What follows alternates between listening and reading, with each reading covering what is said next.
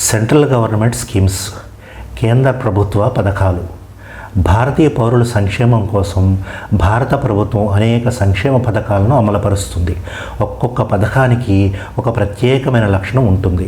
సంక్షేమ అవసరాలు ఎప్పటికప్పుడు సమీక్షించి వివిధ వ్యవస్థల ద్వారా నిధులను వినియోగిస్తారు.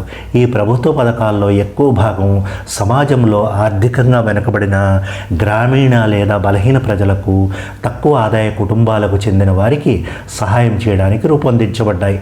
భారతదేశం యొక్క పంచవర్ష ప్రణాళికలను ప్రవేశపెట్టక ముందే అభివృద్ధి కార్యక్రమాలకు మద్దతుగా రాష్ట్రాలకు కేంద్ర సహాయాన్ని మంజూరు చేసే పద్ధతి ప్రజాదరణ పొందింది. రెండవ ప్రపంచ యుద్ధం తర్వాత కేంద్ర ప్రభుత్వం మరియు ప్రాంతీయ ప్రభుత్వాలు యుద్ధానంతర అభివృద్ధి గ్రాంట్ల రూపంలో, అంటే పోస్ట్ వార్ డెవలప్మెంట్ గ్రాంట్స్ రూపంలో కేంద్ర సహాయం ద్వారా నిధులు సమకూర్చి అభివృద్ధి కార్యక్రమాలను ప్రారంభించాయి. 1950-51 నాటికి కొన్ని గ్రాంట్లు దశల వారీగా తొలగించబడ్డాయి. మరికొన్ని గ్రో మోర్ ఫుడ్ వంటివి పొడిగించబడ్డాయి. మొదటి పంచవర్ష ప్రణాళిక నాటికి ఆర్థిక బాధ్యతల ఖచ్చితమైన విభజన నిర్ణయించబడనందున రాష్ట్ర రంగానికి కేటాయించాల్సిన అనేక కార్యక్రమాలు కేంద్ర రంగానికి కేటాయించబడ్డాయి. రెండవ పంచవర్ష ప్రణాళిక ప్రారంభంతో కేంద్రం ఆర్థికంగా సహకరిస్తూ రాష్ట్రాలు అమలు చేసే కార్యక్రమాల్లో ఎక్కువ భాగం రాష్ట్రాలకు బదిలీ చేయబడి రాష్ట్ర ప్రణాళికలలో చేర్చబడ్డాయి. మూడో పంచవర్ష ప్రణాళికలోనూ ఇదే పరిస్థితి నెలకొంది. మొదటి 3 ప్రణాళికల్లో అవసరాలు, సమస్యలు, మునుపటి పురోగతి, జనాభా, ప్రాంతం, ఆదాయ స్థాయి ఆధారంగా రాష్ట్రాలకు కేంద్ర సహాయం నిర్ణయించబడింది. ఒక్కో రాష్ట్రానికి అందుబాటులో ఉన్న వనరుల ఆధారంగా కేంద్ర సహాయం నిర్ణయించబడింది. Beti Bachao, Beti Padhao, Swachh Bharat mission, PM Mudra Yojana, Atal pension Yojana, smart city పథకం మరియు మేక్ ఇన్ ఇండియాతో సహా అనేక సామాజిక కార్యక్రమాలను మోడీ ప్రభుత్వం ప్రారంభించింది. కేంద్ర ప్రభుత్వం సంక్షేమ రాజ్యం కాబట్టి దాని సామాజిక సంక్షేమ కార్యక్రమాలు విస్తృత ప్రజలకు ప్రయోజనం చేకూర్చేలా రూపొందించబడ్డాయి.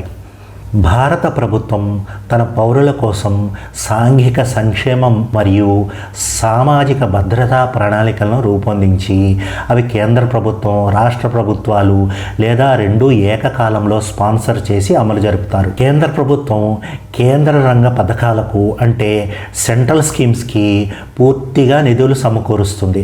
అయితే కేంద్ర ప్రాయోజిత పథకాలు, అంటే సెంట్రల్ స్పాన్సర్డ్ స్కీమ్స్కి కేంద్ర ప్రభుత్వం పాక్షికంగా నిధులు సమకూర్చి మద్దతునిస్తుంది. ఈ పథకాలను రాష్ట్రాలు అమలు చేస్తాయి. 2022 సంవత్సరంలో భారతదేశం యొక్క యూనియన్ బడ్జెట్లో 740 కేంద్ర రంగాల కార్యక్రమాలు ఉన్నాయి మరియు దాదాపు 65 కేంద్ర నిధులతో కూడిన పథకాలు ఉన్నాయి. ఏ పథకాన్నైనా అమలుపరచడం చాలా ముఖ్యమైన విషయం. అమలుపరిచే విధానంలో అవకతవకలు వస్తే నిధులు దుర్వినియోగమై ఆ పథకం యొక్క లక్ష్యాన్ని నిర్వీర్యం చేస్తుంది. అన్ని కొత్త పథకాల కోసం సూత్రప్రాయంగా ఆమోదం పొందడం, వాటాదారుల సంప్రదింపులు నిర్వహించడం, పైలట్ అధ్యయనాలు నిర్వహించడం మొదలైన వాటి కోసం ఒక కాన్సెప్ట్ పేపర్ను సిద్ధం చేయాలి. కొనసాగుతున్న పథకాల కొనసాగింపు కోసం ప్రతిపాదనలు సమర్పించేటప్పుడు విలీనం చేయాలా లేదా అనవసరమైన పథకాలు వదిలివేయాలా అనే నిర్ణయానికి కావలసిన కారణాలను పొందుపరచాలి. ఈ పథకాలు ప్రాజెక్టుల రూపంలో అమలుపరుస్తారు. ప్రాజెక్ట్ ప్రిపరేషన్ అనేది సాధ్యాసాధ్యాల నివేదికతో, అంటే ఫీజబిలిటీ రిపోర్ట్తో ప్రారంభమవుతుంది. ఇది ప్రాజెక్ట్ సాంకేతిక, ఆర్థికంగా మంచిదని, అలాగే ప్రాజెక్టుకు ఆర్థిక సహాయం చేయడానికి వనరులు అందుబాటులో ఉన్నాయని నిర్ధారించడంలో సహాయపడుతుంది. ఇది భూసేకరణ, పెట్టుబడికి ముందు కార్యకలాపాల ఆమోదం మొదలైన వాటికి బలమైన ఆధారాన్ని అందిస్తుంది. ప్రాజెక్టు సాధ్యత మరియు ఆర్థిక వనరుల లభ్యతను పరిశీలించిన తర్వాత సంబంధిత ఆర్థిక సలహాదారు ద్వారా ప్రాజెక్టు ప్రారంభించడానికి సూత్రప్రాయ ఆమోదం మంజూరు చేయబడుతుంది. పథకాలు ఫైనాన్స్ కమిటీ లేదా స్టాండింగ్ ఫైనాన్స్ కమిటీ ద్వారా అంచనా వేయబడతాయి. అయితే ప్రాజెక్టులు పబ్లిక్ ఇన్వెస్ట్మెంట్ బోర్డు లేదా డెలిగేటెడ్ ఇన్వెస్ట్మెంట్ బోర్డు ద్వారా అంచనా వేయబడతాయి.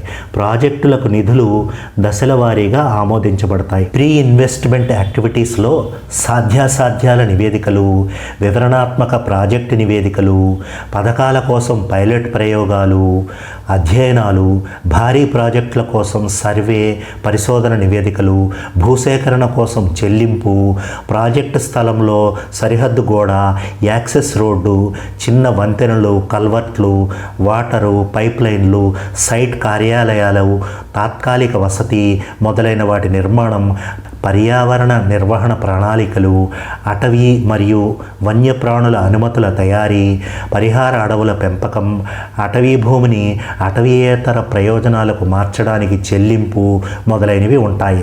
ఆ తర్వాత దశల వారీగా నిధులను వినియోగించి పథకాలను అమలుపరుస్తారు. సెంట్రల్లీ స్పాన్సర్డ్ స్కీమ్స్ ఇవి కేంద్ర మరియు రాష్ట్ర ప్రభుత్వాలు రెండూ కలిసి నిధులు సమకూర్చి అమలు చేసే పథకాలు. ఈ పథకాల్లో రాష్ట్ర ప్రభుత్వ భాగస్వామ్యం రాష్ట్రానికి మారుతూ ఉంటుంది. ఈ పథకాలు NIT 1 ఆయోగ్ ద్వారా ఏర్పాటైన ముఖ్యమంత్రుల కమిటీ నేషనల్ డెవలప్మెంట్ ఎజెండా ప్రకారం అమలు చేస్తుంది. ఈ పథకాలు వాటి నిధుల నమూనాల ఆధారంగా 3 వర్గాలుగా విభజించబడ్డాయి. 1 core of the core, 2 core, 3 optional. Core of the core schemes కేంద్ర ప్రభుత్వ ప్రధాన పథకాలను కోర్ ఆఫ్ కోర్ పథకాలు లేదా గొడుగు పథకాలు అంటే అంబ్రెల్లా పథకాలు అంటారు. వీటిలో 6 పథకాలు ఉంటాయి. 1 national social assistance programme, 2 Mahatma Gandhi national rural employment guarantee programme, 3 umbrella scheme for development of scheduled caste, 4 umbrella programme for development of scheduled tribes, 5 umbrella programme for development of minorities, 6 umbrella programme for development of other vulnerable groups. Core schemes ప్రధాన పథకాలు. ఈ పథకాల్లో నిధులు సాధారణంగా కేంద్ర రాష్ట్ర ప్రభుత్వాలు 60:40 నిష్పత్తిలో సమకూర్చుకుంటాయి. కేంద్ర ప్రభుత్వం ఈ పథకాల్లో ఎక్కువ శాతం ఇస్తుంది. మిగిలిన నిధులు రాష్ట్రాలు ఏర్పాటు చేసుకుంటాయి. అయినప్పటికీ ఈశాన్య రాష్ట్రాలు, జమ్మూ కాశ్మీర్ వంటి రాష్ట్రాలు మరియు కొన్ని ప్రత్యేక కేటగిరీ రాష్ట్రాలకు అదనపు శ్రద్ధ అవసరమయ్యే క్లిష్ట సందర్భాల్లో సాధారణంగా 90:10 నిష్పత్తిలో కేంద్ర రాష్ట్ర ప్రభుత్వాలు నిధులను వినియోగించడం చూడవచ్చు. వీటిలో 22 పథకాలు ఉంటాయి. వీటిలో కొన్ని ఈ విధంగా ఉన్నాయి: white revolution, green revolution, blue revolution, Swachh Bharat mission, rural and urban both, national rural drinking water mission, national health mission, national urban health mission, national rural health mission, tertiary care programmes, human resources for health and medical education and national Ayush mission, Pradhan Mantri Gram Sadak Yojana, Pradhan Mantri Krishi Sinchai Yojana, national programme of mid day meal in schools, Pradhan Mantri Awas Yojana, rural and urban both. Optional schemes అంటే ఐచ్ఛిక పథకాలు. ఈ పథకాలను సాధారణంగా రాష్ట్ర ప్రభుత్వాలు పథకాలను plan చేస్తాయి. మొత్తం వ్యయంలో కొంత భాగాన్ని నిధులు ఇవ్వాలని కేంద్ర ప్రభుత్వాన్ని అభ్యర్థిస్తాయి. ఐచ్ఛిక పథకాల సాధారణంగా రాష్ట్రం, కేంద్రం కలిసి నిధులను 50:50 నిష్పత్తిలో వెచ్చిస్తాయి. అయితే వెనుకబడిన ప్రాంతాలు లేదా క్లిష్ట ప్రాంతాల్లో ఈ పథకాన్ని అమలు చేయాలంటే కేంద్ర ప్రభుత్వం మరింత నిధులు సమకూర్చి పనులను చేపడుతుంది. మీకు నచ్చినట్లయితే లైక్ చేయండి, కామెంట్ చేయండి, వెంకీ మామ వరల్డ్ ఛానల్కి సబ్స్క్రైబ్ చేసుకోండి. అలాగే మీ ఫ్రెండ్స్కి ఈ వీడియో షేర్ చేయండి.